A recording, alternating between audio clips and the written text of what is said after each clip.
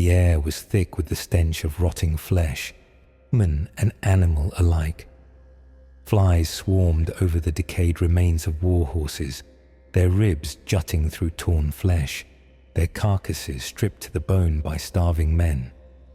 The once mighty Crusader army, which had marched across half of Christendom in the name of God, was now reduced to skin and sinew, its warriors pale with hunger, its knights no better than the beggars that lined the streets of their homelands.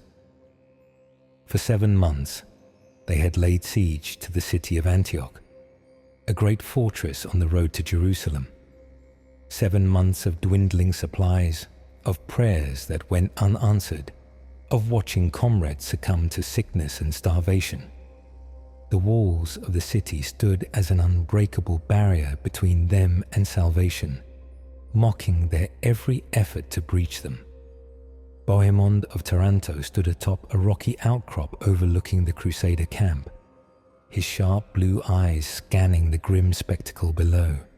His once proud army was now a shadow of itself. He had led these men with promises of glory, of riches beyond measure, of the favor of God himself. But now, he saw only hollowed-out faces, gaunt and desperate, eyes sunken into skulls that barely resembled the warriors who had set out on this journey. He turned to his commanders, Raymond of Toulouse, the aged and pious noble, Godfrey of Bouillon, the stalwart knight whose faith had never wavered, and Adhemar of Le Puy, the papal legate who spoke for the will of the church. They stood in tense silence, their once fine armor dulled by dust and rust, their spirits frayed. Raymond exhaled deeply, his breath misting in the cool night air. The men are losing faith, every day more desert. Bohemond's jaw tightened. Let them run. They are weak. Adhemar frowned. They are starving, Bohemond. They are dying. A murmur spread through the camp below. A whisper carried on the wind, reaching even the ears of the commanders. Peter Bartholomew, a monk, a madman, a prophet. Word spread like wildfire. He had received a vision from St. Andrew himself. He claimed the Holy Lance, the very spear that had pierced the side of Christ, lay buried beneath the church of St. Peter, hidden within Antioch's walls. Some laughed at the idea, a starving man's hallucination, the fevered ramblings of a desperate soul seeking meaning in suffering. But others fell to their knees in prayer. Had God finally spoken?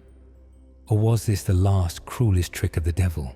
Peter Bartholomew stood before the Crusader camp, his feet bare and caked in dirt, his robe hanging from his frail frame like a burial shroud. His face was gaunt, his eyes sunken, but there was a fire in them, a light that burned with something more than mere desperation. His voice, though hoarse from fasting, rang with conviction as he spoke. I have seen the will of the Lord. St. Andrew appeared to me in the night, clothed in radiant white, and he spoke to me as one speaks to a friend. He has revealed a great truth, one that will deliver us from our suffering. A crowd had gathered, drawn by the sheer force of his words. Some knelt in reverence, whispering prayers under their breath. Others stood with arms crossed, skeptical, exhausted beyond the ability to hope. Bohemond, Raymond, and Adhemar stood at the edge of the gathering, watching the spectacle unfold with measured expressions. Peter continued, his hands outstretched as if grasping something unseen. Beneath the church of St. Peter, within the walls of Antioch, lies the Holy Lance, the very spear that pierced the side of our Lord as he hung upon the cross. It is there, waiting for us, waiting to be found. With it, we shall break these walls. With it, the Lord shall grant us victory. His voice cracked with fervor, and for a moment, silence hung over the camp. Then laughter. A knight, his armor loose on his malnourished frame, shook his head. Another vision. Another promise of divine intervention. He spat on the ground. Where was this holy lance when we marched across the mountains, when our brothers died in the snows? Where was it when we starved in this wretched place? Murmurs of agreement rippled through the crowd. The Crusaders had seen too many men claim divine favor, too many prophecies that led to nothing but more suffering. But just as the moment threatened to turn against him, another voice rose, one of equal fervor. It is a sign. A grizzled soldier, his tunic stained with dried blood, stepped forward, his eyes blazing with sudden belief. God has not forsaken us. He has sent us a weapon. Are we to deny his gift? The murmurs turned, the doubt wavering. Men looked to one another, torn between skepticism and the desperate need to believe in something, anything that could save them. Adhemar, the papal legate, stepped forward, raising a hand. His voice, though wearied by months of suffering, still carried the authority of Rome. This is not the first time the Lord has worked through his servants, he said slowly. If what Peter says is true, then we must act upon it. But we are not fools. We shall test his vision. We shall dig, and if we find the Holy Lance, then let all men know that God has willed our victory. Bohemond said nothing. His keen eyes studied Peter, measuring him like a general weighs the merits of a new weapon. Whether this vision was true or not mattered little. If it gave the men hope, it could be used.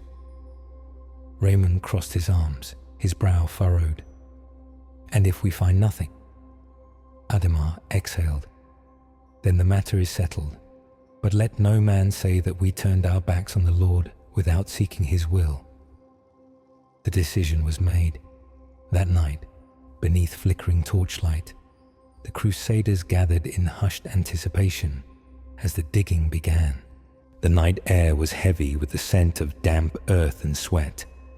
Torches flickered along the perimeter of the excavation site, casting long, shifting shadows as a group of men dug feverishly beneath the stone floor of the ruined church of St. Peter. Their hands, blistered and raw from starvation, trembled as they lifted handfuls of dirt, clawing deeper into the earth with rusted tools and calloused fingers. The Crusaders watched in tense silence. Some muttered prayers, others clutched their wooden crosses, and many simply stared, hollow-eyed, with exhaustion and doubt. This was their last hope. If the Holy Lance was not here, then Peter Bartholomew was a liar, and their suffering would have been for nothing. Bohemond stood at the edge of the dig, his expression unreadable. He had seen too many so-called miracles in his time, many of them little more than the fabrications of desperate men. He was not one for blind faith, but he knew the power of belief. If these soldiers thought they had God's favor, then they would fight like demons, no matter how thin their bodies had become. That was what mattered. Raymond of Toulouse, on the other hand, stood with arms crossed, skepticism plain on his face. The aged count had little patience for mystics, and though he had agreed to the search, he had done so with a heavy heart. His men were weak, their energy precious. Wasting it on a fool's errand seemed reckless. Peter Bartholomew knelt by the edge of the pit, his hands clasped in prayer, his voice barely above a whisper. Lord, if I have spoken falsely, strike me down. But if I have spoken truth, reveal your will to your faithful servants. The digging continued. Hours passed. The men's movements grew sluggish. The earth refused to yield its secrets. Doubt crept into the minds of those watching. Some turned away, muttering curses under their breath. Others shot Peter wary glances, wondering if they had been deceived. And then, a gasp. One of the diggers, a young knight, suddenly froze. His breathing was ragged, his fingers trembling. He had struck something solid, The air grew thick with tension. A dozen men rushed forward, their exhaustion momentarily forgotten. They dug furiously, scraping away the layers of soil until at last, something was pulled from the ground. A length of rusted iron, pitted with age, its surface dark and worn, but unmistakable. The Holy Lance. A cry went up, a raw, primal sound of awe and triumph. Men fell to their knees, weeping, crossing themselves, shouting praises to God. The relic was lifted high into the air, its battered form catching the firelight. It was not a weapon of war. It was a sign. God had not abandoned them. Peter Bartholomew, tears streaming down his dirt-streaked face, raised his hands to the heavens. The Lord has spoken. He has given us his weapon. With this we shall break the walls of Antioch. With this we shall march to Jerusalem. But not all were convinced. Raymond of Toulouse narrowed his eyes. His skepticism had not faded, and something about the way the relic was found did not sit right with him. A rusted spearhead buried beneath a church for centuries. How could they know it was the true Holy Lance? And more importantly, how could they know Peter had not known it was there all along? Bohemond, ever the strategist, wasted no time. He turned to his men, his voice ringing with authority. The Lord has spoken. This is our sign. Our victory is at hand. Tomorrow we take the city. The army erupted into cheers, their despair vanquished in an instant. Hope had returned to the Crusaders, burning in their hearts like a holy fire. But Bohemond knew that belief was a double-edged sword. If this truly was a miracle, then God was with them. But if it was a deception, then the battle ahead would test whether faith alone could win a war. The morning after the discovery of the Holy Lance, the Crusader camp was transformed. Where once there had been despair, now there was purpose. Men who had spent weeks shuffling about like ghosts now moved with renewed vigor, sharpening their rusted blades, donning battered helmets, and gathering at the center of camp where Bohemond stood, addressing them atop a makeshift platform. He held the Holy Lance aloft, its rusted tip gleaming in the morning sun. "Brothers, you have seen it with your own eyes." His voice boomed over the gathered warriors. God has not abandoned us. He has given us his weapon, proof that he marches with us. And if God is with us, who can stand against us? A roar of approval spread through the crowd.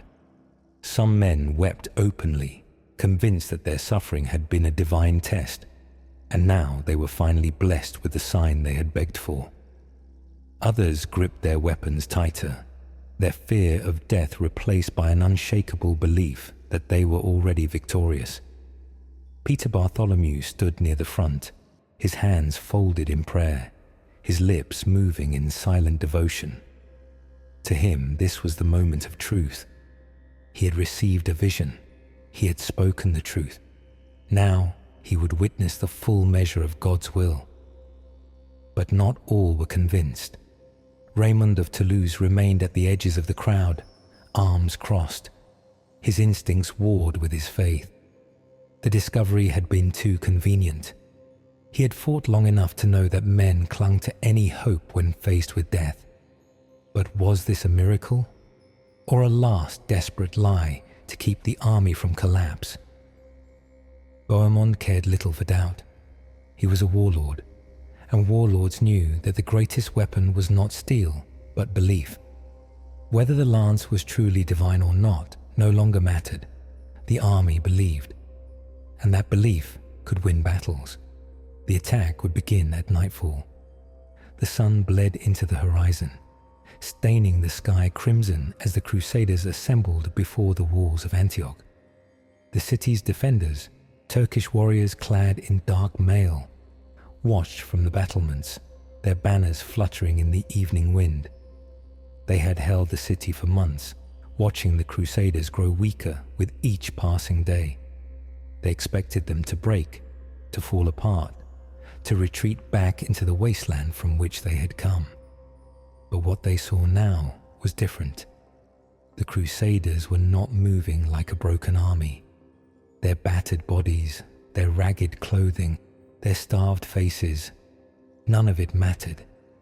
Their eyes burned with something terrifying, something that sent a ripple of unease through the Turkish ranks.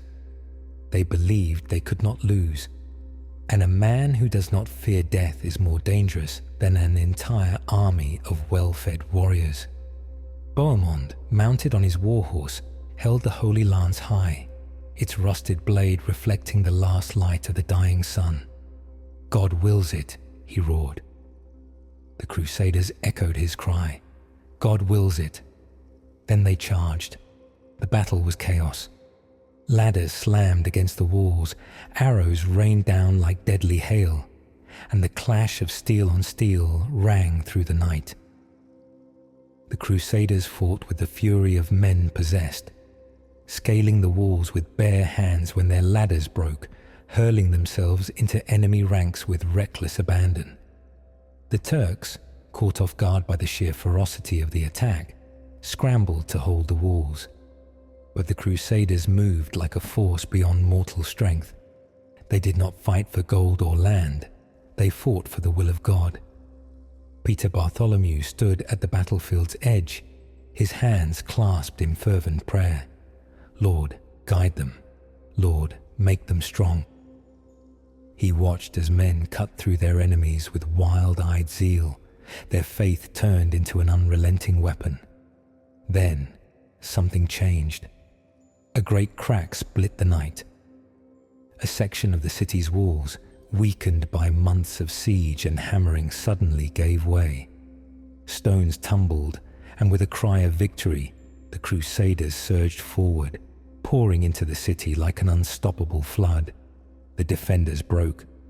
Panic spread through the Turkish ranks. Men fled in terror as the Crusaders stormed the streets, their battle cries shaking the very earth. The battle was no longer a fight, it was a rout. Bohemond drove his sword into the last standing enemy before him, his chest heaving. The city was theirs. The impossible had happened, and through it all, the Holy Lance had led them to victory. Or had it? The gates of Antioch were thrown open, and the Crusaders poured in like a flood, their war cries echoing through the night. The once proud city, a jewel of the Levant, became a battlefield of chaos and slaughter. The Turks, who had defended the walls for months, had broken, fleeing in all directions. Some cut down in the streets, others vanishing into the darkness beyond the city walls. Bohemond rode through the blood-slick streets, his sword raised high, his face streaked with sweat and grime. "No mercy," he bellowed. "The city is ours." What followed was carnage. The Crusaders, driven by hunger, rage, and months of suffering, showed no restraint. They stormed into homes, dragging out those who had not fled, men, women, and children alike. The wealthy were cut down, their riches looted. The poor were slaughtered with the same indiscriminate fury. Mosques and palaces alike burned, their golden domes reflecting the inferno that engulfed the city. Peter Bartholomew, watching from a crumbling tower, did not move. He had prayed for victory, and the Lord had granted it. But as he listened to the screams of the dying, he felt an unease settle in his chest. Was this what God had willed? Had the Holy Lance truly been a sign of divine favor, or had they used it as an excuse to unleash their darkest desires? Raymond of Toulouse, his blade already sheathed, walked through the ruined streets with a grim expression. Unlike Bohemond, he took no pleasure in this slaughter. He had seen too many wars, too much death. The streets were painted in blood, and the very air felt thick with something unholy. Adhemar of Le Puy, the papal legate, found him among the ruins. His face was pale, his lips pressed into a thin line. This was not what we came for. Raymond turned to him, his eyes weary. And yet, it is what always happens. They both knew there would be no stopping the carnage. The Crusaders had suffered too much, had endured too long. Now, in their moment of triumph, they would take everything they could. In the Cathedral of St. Peter, the Holy Lance was placed upon the altar. The great relic, the spear that had guided them to victory, lay in the sacred silence of the church. Bohemond stood before it, his hands resting on the altar's edge. He had led the charge with the lance in hand. He had seen what it did to his men, how it turned the half-dead into warriors. He had used it, whether or not he truly believed in its divinity. Peter Bartholomew stood behind him, still wrapped in his monk's robe, his eyes hollow. "God has given us victory," he said softly. Bohemond turned to him, his expression unreadable. "Perhaps." Peter's breath caught in his throat. You still doubt?" Bohemond exhaled, looking at the lance. "I believe in what I can see, Peter, what I can hold. This," he gestured to the relic, "this made the men fight. This gave them strength. That is real." Peter's heart pounded. "It is more than that." Bohemond's gaze sharpened. "Is it?" The silence between them stretched. Then the church doors burst open. A knight, bloodied and out of breath, staggered in. "A new army approaches. The Turks are returning. We are not safe yet." The victory feast had not even begun, and already another storm loomed on the horizon. The celebration was short-lived. The Crusaders, still basking in the glow of their victory, barely had time to catch their breath before new fears crept in. The Turkish warlord Kerbogha was marching toward Antioch, leading an army that dwarfed their own.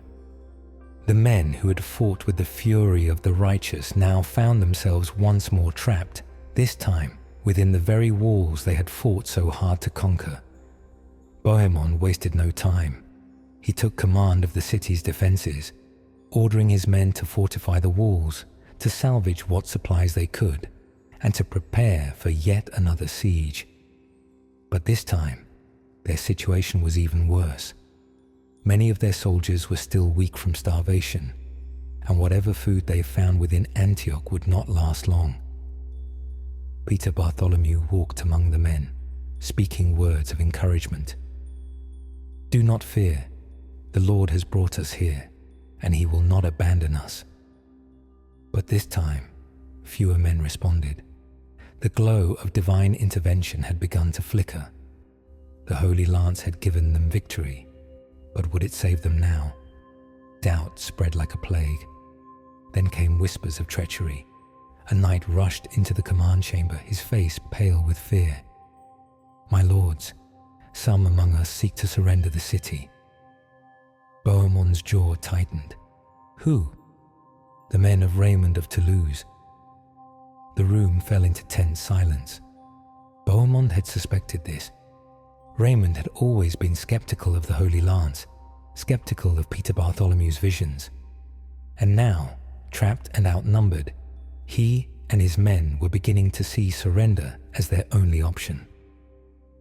Bohemond turned to Adhemar of Le Puy, the papal legate.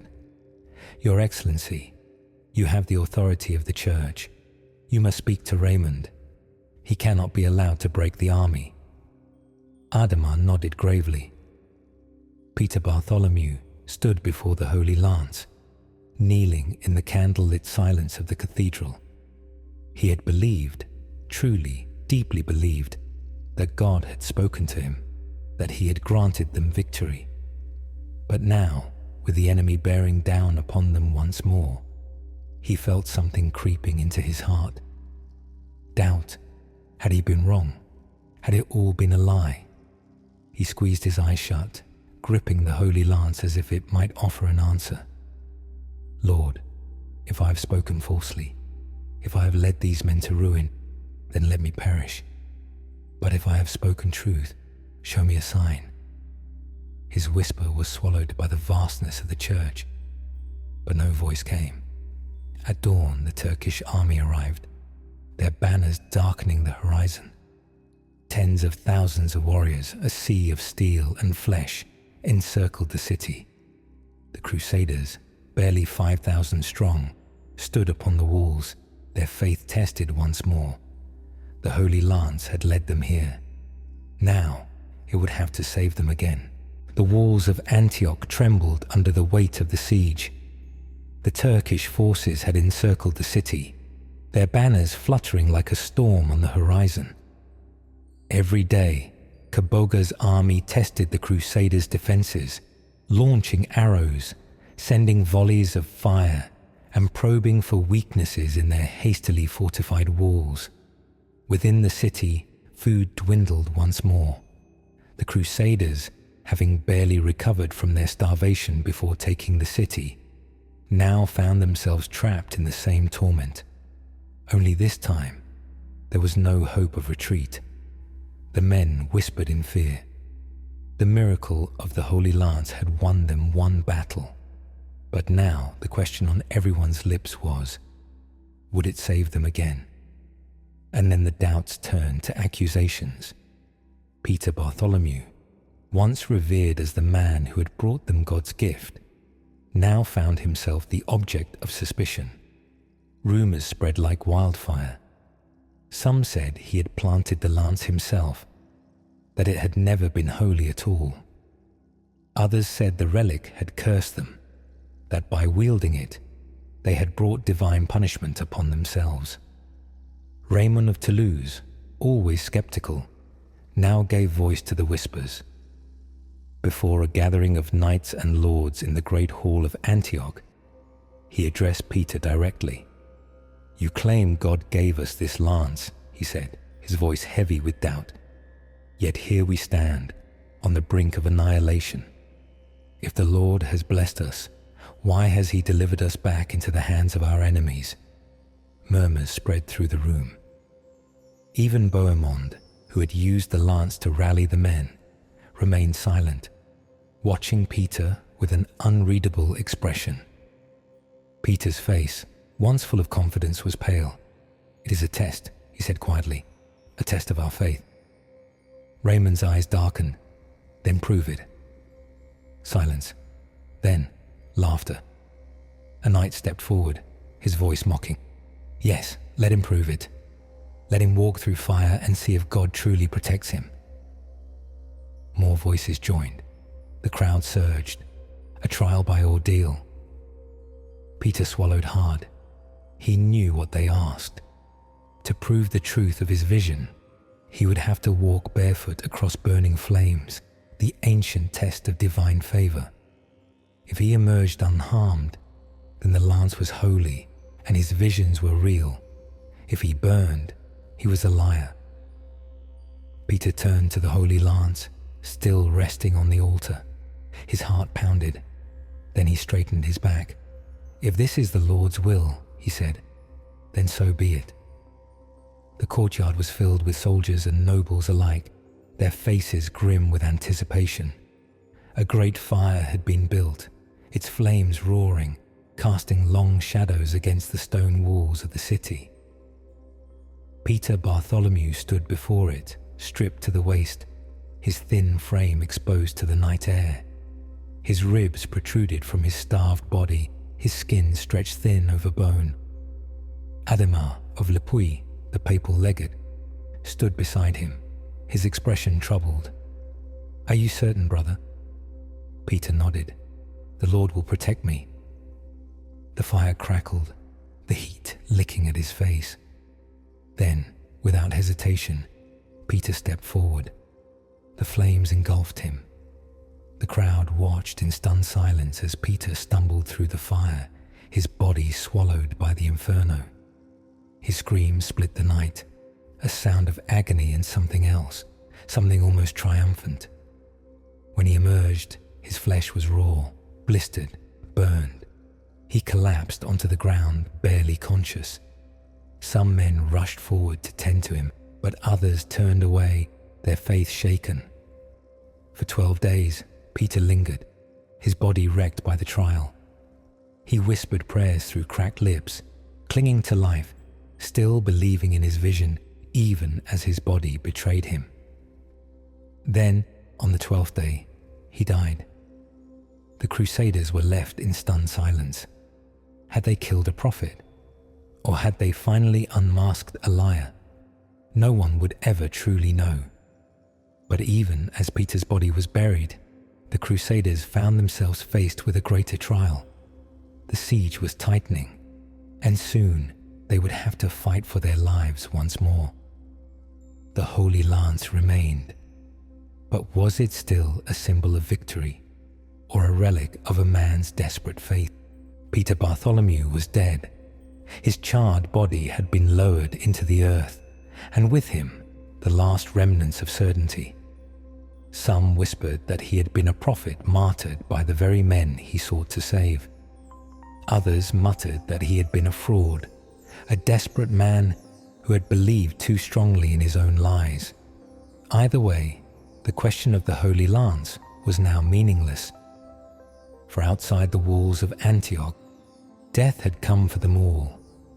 Kaboga's army, tens of thousands strong, surrounded the city like a noose tightening around a condemned man's neck. The Crusaders, outnumbered and starving, had no choice but to fight.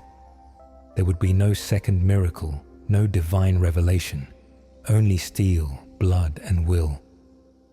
Bohemond stood atop the battlements, looking down at the enemy forces arrayed against them. He knew they could not withstand a prolonged siege. If they stayed behind the walls, they would die like rats in a trap. There was only one path left: attack. He turned to his commanders, his voice steady. "We strike at dawn." When the sun rose, the gates of Antioch burst open.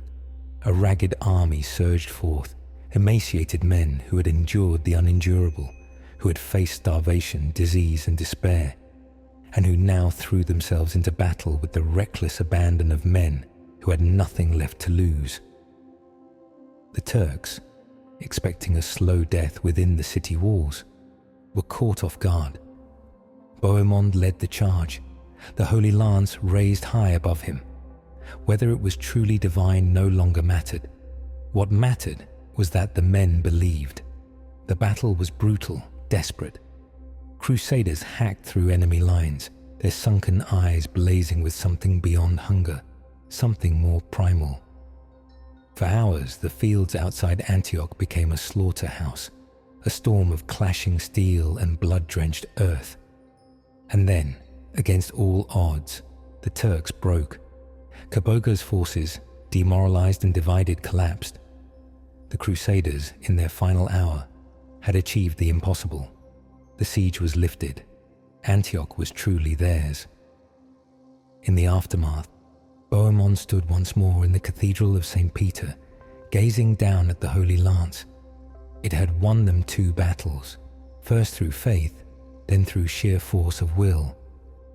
But what had truly saved them? Had God intervened? Or had men simply found strength in belief? Raymond of Toulouse entered the church, his face still lined with the weight of doubt. So, was it a miracle? Bohemond smirked. Does it matter? Peter Bartholomew had died for his faith, but the Crusaders had won through their own hands. The lesson was clear. Faith alone was not enough, but faith wielded as a weapon. That could change history. In times of trial, men will cling to any sign of divine favor. Whether the Holy Lance was real or not, it gave the Crusaders something greater than steel. It gave them belief. And belief, when wielded without doubt, can turn the tides of battle. As the Bible says in Matthew 17:20, "If you have faith as small as a mustard seed, you can say to this mountain, 'Move from here to there,' and it will move." Nothing will be impossible for you.